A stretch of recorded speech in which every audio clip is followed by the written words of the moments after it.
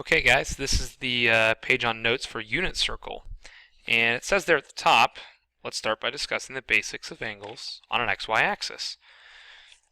The paragraph says, an angle in the coordinate plane is in standard position when the vertex is at the origin and one ray is on the positive x-axis. So the origin, we're talking about the point 0, 0 right there at the middle, okay? And when we count when we're figuring out an angle, I should say, the count always starts from the positive x-axis. This is the initial side. And we're always going to count in this direction, okay? So we're counting counterclockwise. The initial side is where we start. The terminal side is where we end, okay? That's just the name of an angle. The measure of an angle in this standard position is the amount of rotation from that initial side to the terminal side.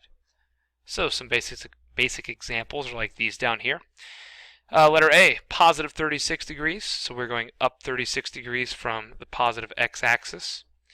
Letter B, 315 degrees. So you can see the path going around 315 degrees in the same direction. And letter C is negative 150 degrees. So this is actually going in the other direction. Now we are going clockwise.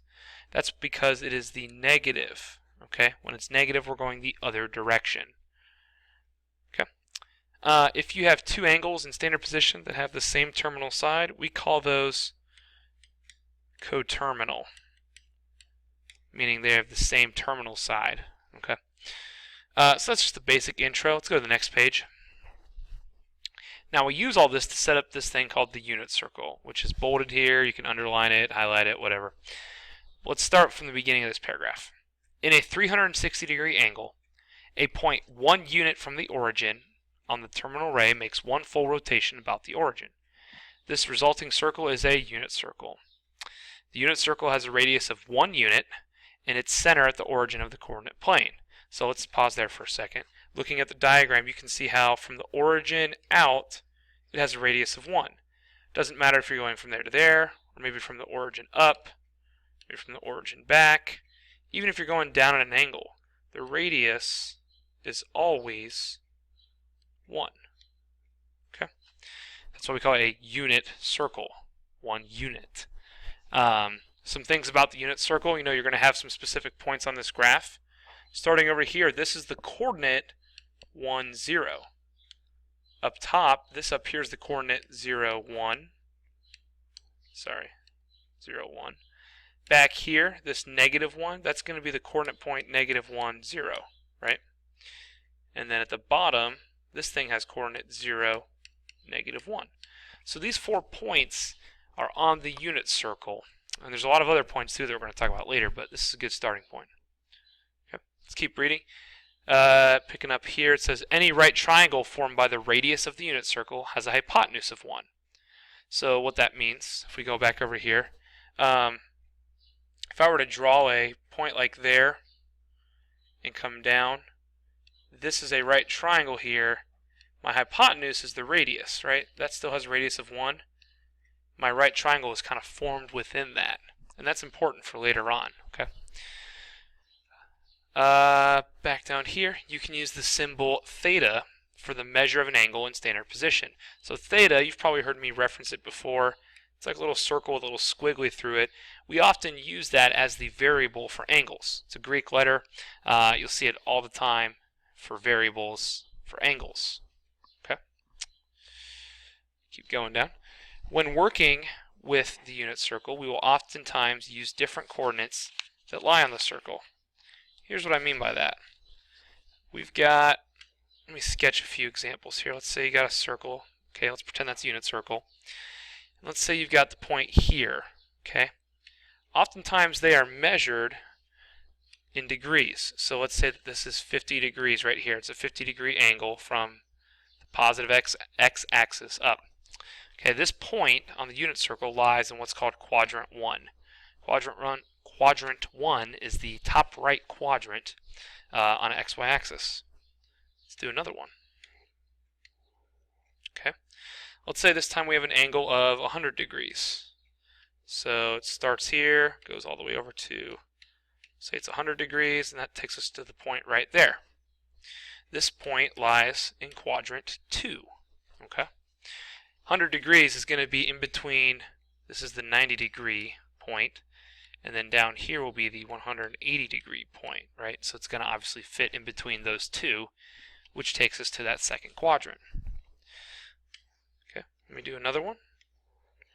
Let's say you've got one that's down here, and this is called quadrant 3 now. And let's say that this is we'll call this angle 250 degrees.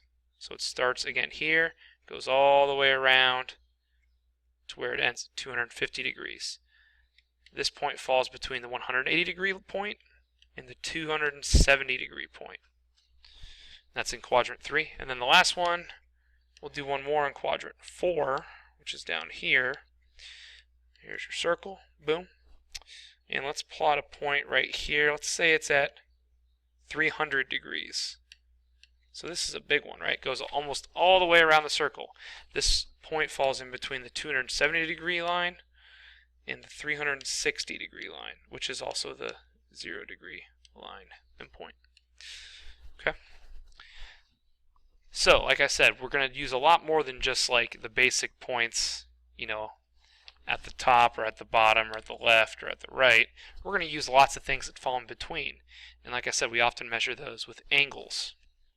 Now, we can think of the coordinates for these particular points in a special way.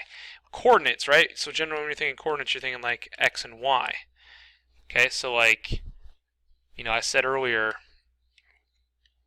you know, a coordinate like this is pretty easy because that's the coordinate 1, 0, right?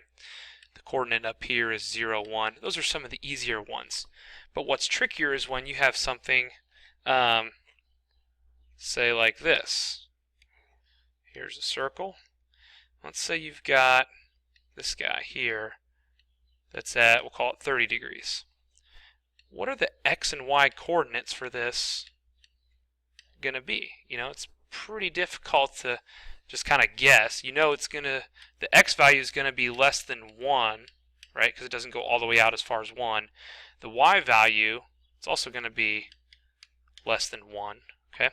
How do we pinpoint that? How do we nail that down? Well, here's your shortcut.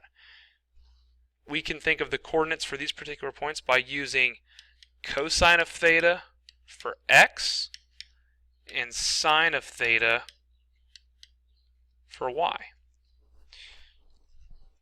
So that means if theta is 30, like it was in that first example I drew just down here, if theta is 30, then that means the coordinates here, x and y, we can think of that as cosine of 30, comma, sine of 30.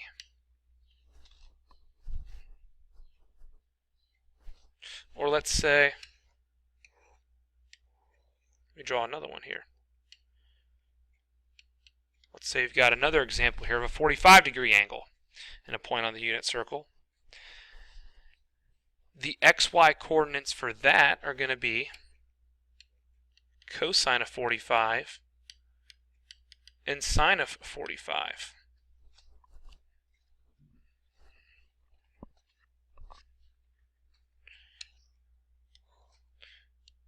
Or even something, let's say you're all the way back here at 180 degrees, right?